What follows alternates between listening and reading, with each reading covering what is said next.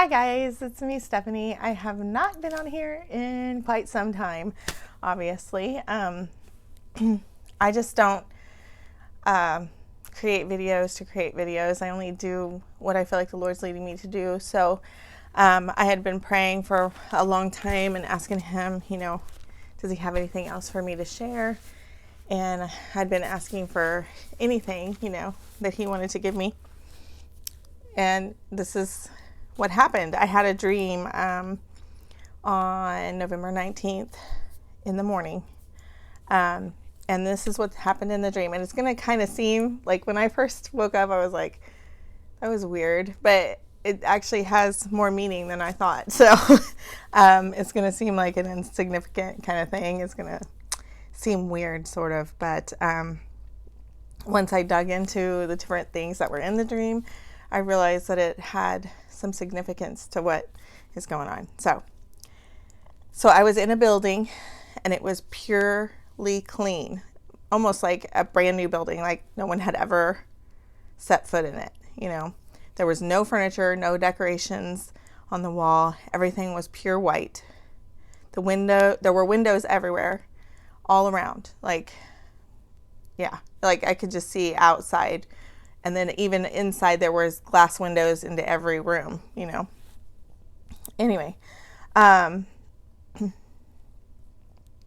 when you look outside, there was clouds everywhere, cloud cover. You couldn't see anything, no scenery, no anything. It was all cloudy, like gray cloud. And no matter what window you looked out, there was no sunshine, no sign of life at all. There was no one in the building with me. I was the only one there. And I heard the words, "Go through the door." And the thing is I was standing right in front of a door when the voice said that to me, and I knew in my spirit it was the Lord. And so I said, but instead of just opening that door and going through it, I said, okay, which door? And because there were doors everywhere. And the voice again said, I will tell you. So I go looking for the door. I'm just walking through the halls, just waiting for the Holy Spirit to tell me what door. And I knew that's what I was doing. But suddenly I see someone that I know. And I'm going to have to give this person's name because it's significant to the dream. I'm not going to, I don't know how to do it without just saying this person that I know, his name is Andrew, his first name, and the last name is Davidson. So those are key to the thing. So he comes walking through the hallway with this huge smile on his face, kind of skip walking, and he's carrying in his hand, he has a bunch of rags. Well, I look at the rags that he's carrying and I'm thinking, those are filthy rags. Those are disgusting. Why is he so happy? And I was like, it was weird. I thought, why is he skipping through here? And it didn't dawn on me that he's the only other person I saw in the building either until I woke up. But he goes skipping through and he just goes past me, doesn't say hi or anything. He just keeps going and he's really happy. And then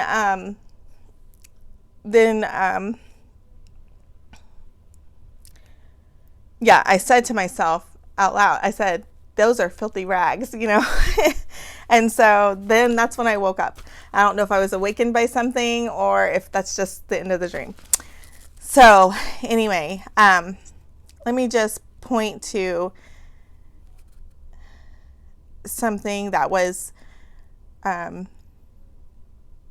important, I thought. Well, filthy rags. We know the verse about filthy rags. The main one that people always mention is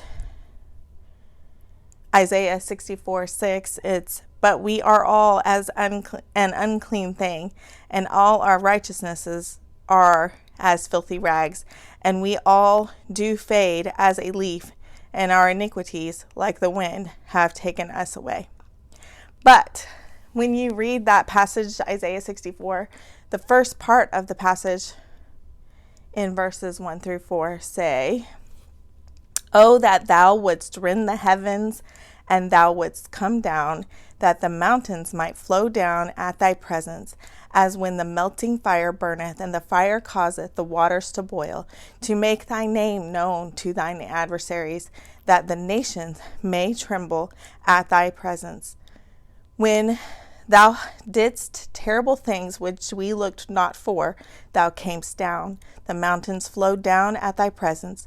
For since the beginning of the world, men have not heard, nor perceived by the ear, neither hath the eye seen, O God, beside thee, what he hath prepared for him that waiteth for him.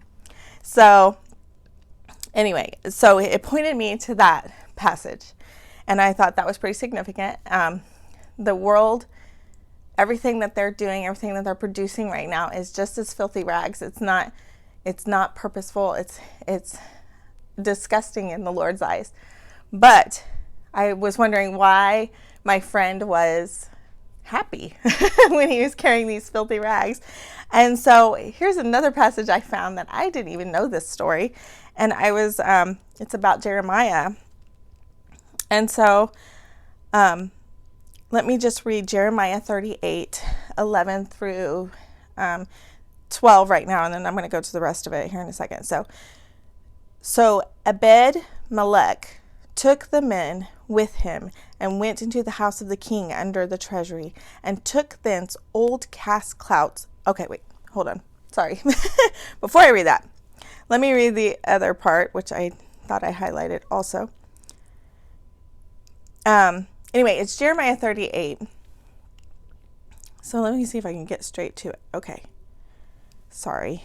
Here we go. Rescued by an Ethiopian is the title of this chapter, but it's very interesting.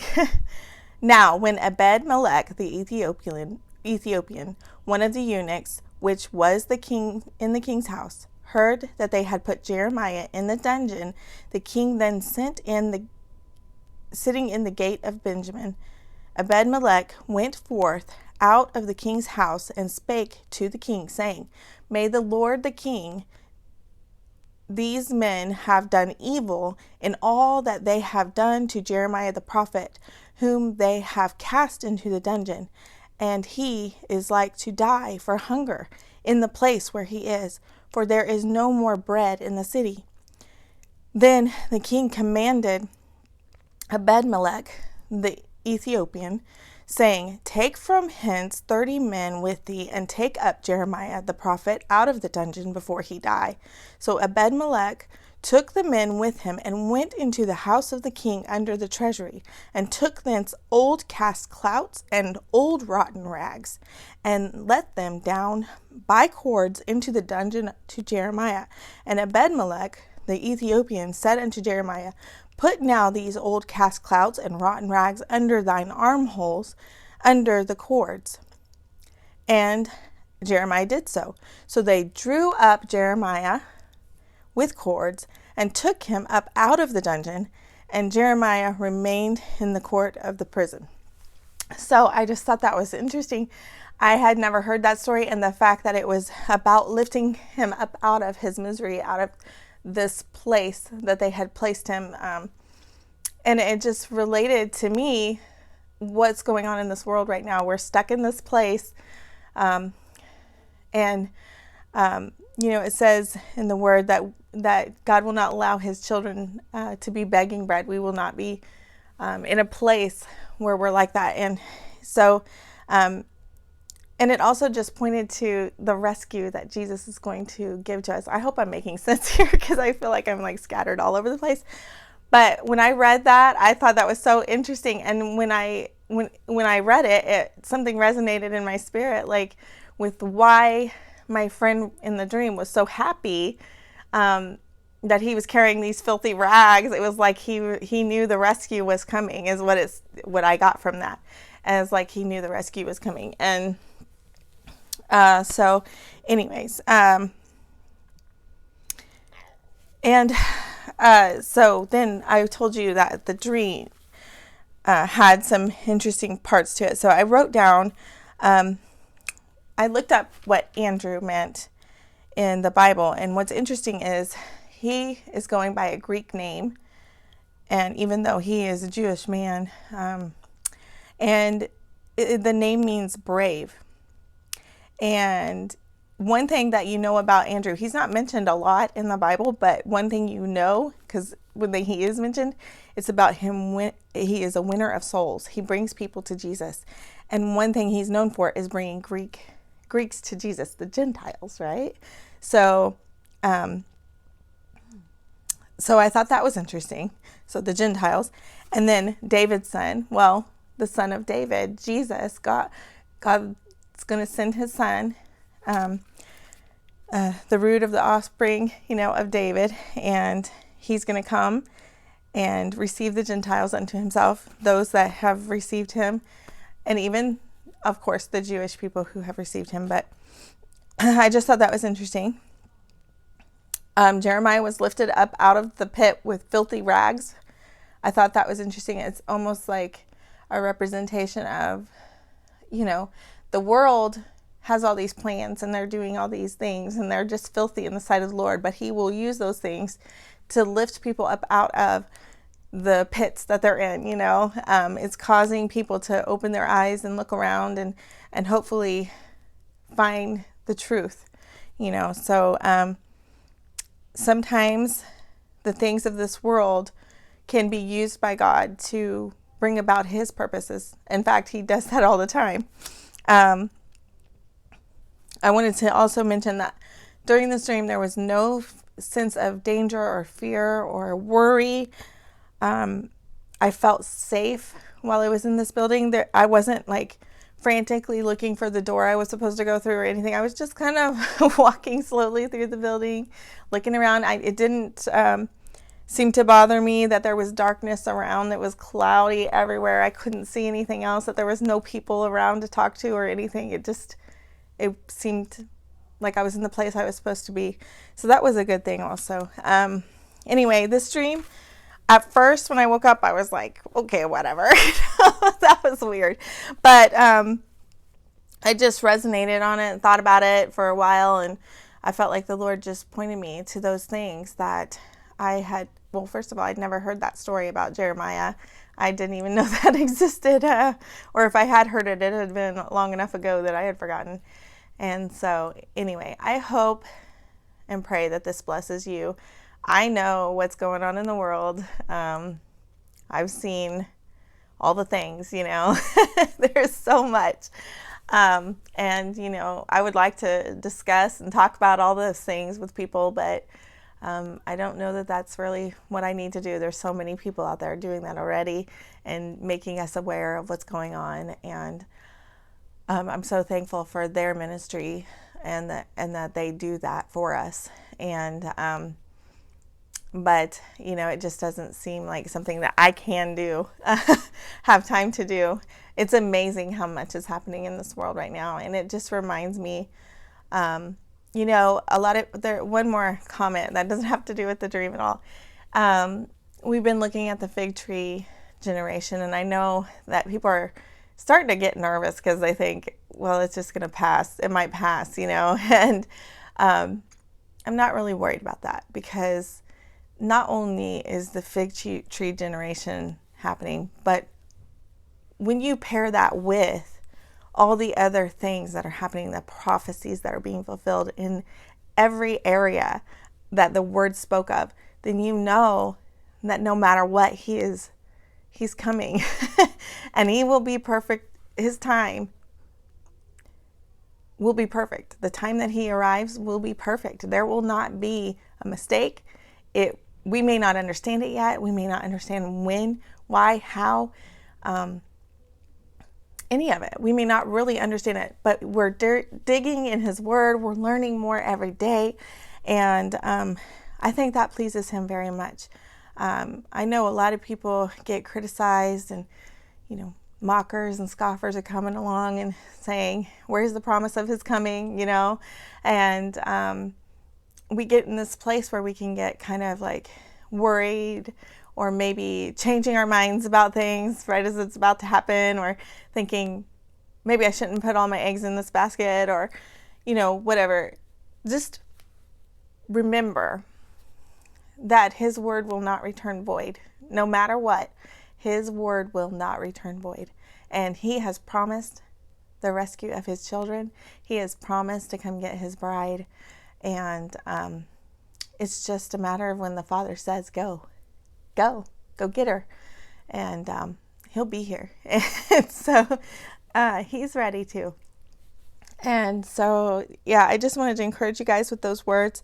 And this is encouragement to me too, because honestly, I've had such a rough time ever since I believe I had COVID, because it lasted over a month. I'm losing my hair now. That's been great. And then my mother-in-law passed away during that time. And since then, I've almost felt kind of disconnected from everything, just kind of like almost in this place of not being able to hear from the Lord is what it felt like. I knew he was with me every moment, and it's just one of those times in life. It was a spiritual attack, I believe, and just feeling like he had no use for me anymore. And I know that's not true. And I know the Lord has a plan, and there's a reason he didn't have me share anything for a while. And there's a reason he gave me this dream today, or on the 19th. So,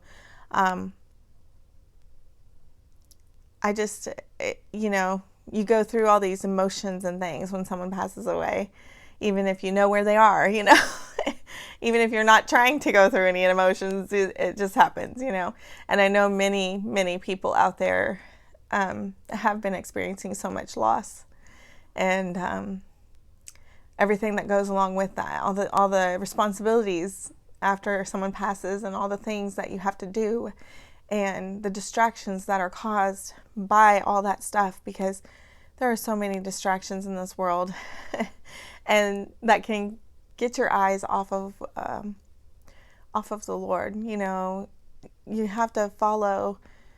You still have to do the things, the work and the homeschooling like I do, or all the things, And so even if they are only temporary until we leave this place, you still have to keep doing them, And a lot of those things can become a distraction as well. But through it all, even in the midst of all that, I still kept my focus on Jesus coming back. And I know he's coming, and I'm thankful that he spoke to me again, because I was feeling so alone. Really, that's the truth. So anyway, you guys, I love you. And if you are feeling alone like I do sometimes, just know he's always there, no matter what. And even if you can't feel him or sense his presence every minute of every day, it does not mean he has left you. He has not forsaken you, and he loves you. And also, I do want to mention, if there's anyone who has not received Jesus in their lives, who has not believed on Jesus as their Savior, this is the time. Now is the time. There is so much happening in this world that fulfills Bible prophecy, and it is important. It's imperative that you get yourself to that place right now. And I will have the salvation message in the description box below. I also have a video that I will link that gives the whole salvation message to you, so it can break it down for you in a simple form, so that you can make a decision today, whether you're going to choose him or not. Make your decision, because time is short. And for all those who are watching with me and watching with the other watchmen, I'm so looking forward to meeting every one of you, and for us all to just be a family and have such an amazing future. This life is just a drop in the bucket, really, when you look at it, compared to eternity. So we're going through some rough stuff right now, but we keep our eyes on Jesus, and we remember to finish this race strong. He's coming. He's coming soon. Bless you guys. I love you, and I will talk to you later. Bye.